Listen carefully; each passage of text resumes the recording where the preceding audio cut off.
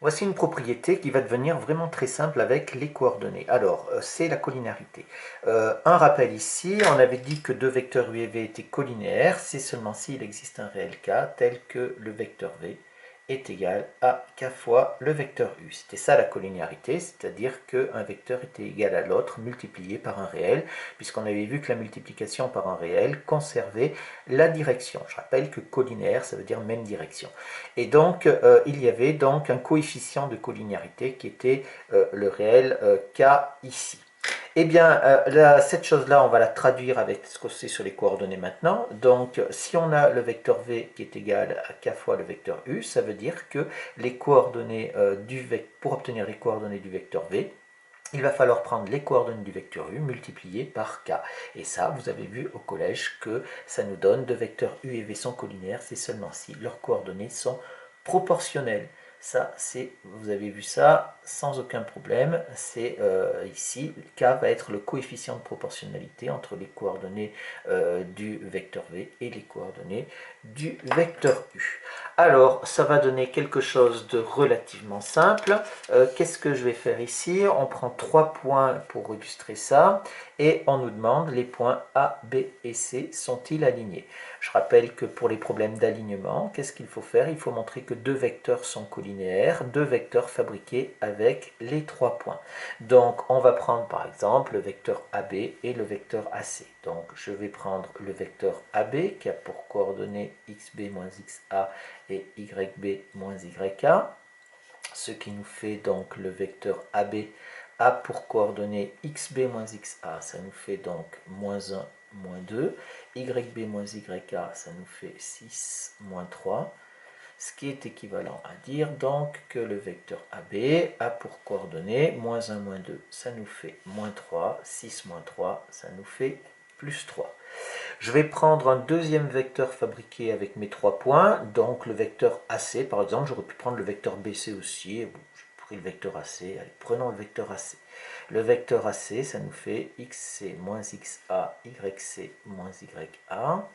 Ça nous fait donc, pour le vecteur AC toujours, xc moins xa, ça nous fait donc 15, moins 2, et yc, ça nous fait moins 10, moins 3, ce qui nous fait donc le vecteur AC qui a pour coordonnées 13 et moins 10 moins 3, moins 13. Alors, on regarde le vecteur AB et le vecteur AC, et pour montrer que les points sont alignés ou pas, il faut regarder si ces vecteurs-là sont collinaires ou non. Et bien ici, on va regarder si les coordonnées sont proportionnelles. Donc, qu'est-ce qu'on va faire? On va faire donc ici x du vecteur AB sur x du vecteur AC est égal, ça nous fait quoi? Ça nous fait donc moins 3 sur 13. Je vais faire donc maintenant la même chose avec les y. Je vais prendre donc la deuxième coordonnée du vecteur AB divisée par la deuxième coordonnée du vecteur AC. Ici, je peux le faire parce que j'ai des coordonnées qui sont en nul. Ça nous fait quoi? Ça nous fait 3 sur moins 13. Alors ici, le moins, il ne me plaît pas, ça me fait la même chose que moins 3 sur 13, qu'il soit en bas ou en haut, c'est la même chose. Donc ici, qu'est-ce que j'obtiens? J'obtiens le même résultat quand je divise la première coordonnée du vecteur AB par, par la première du vecteur AC, et pareil pour la deuxième. Donc je vais pouvoir dire les coordonnées de AB et AC sont proportionnelles. Et à partir de ce moment-là, je vais pouvoir en conclure que AB et AC sont collinaires. Et si AB et AC sont collinaires, alors, conclusion, A, B et C sont alignés.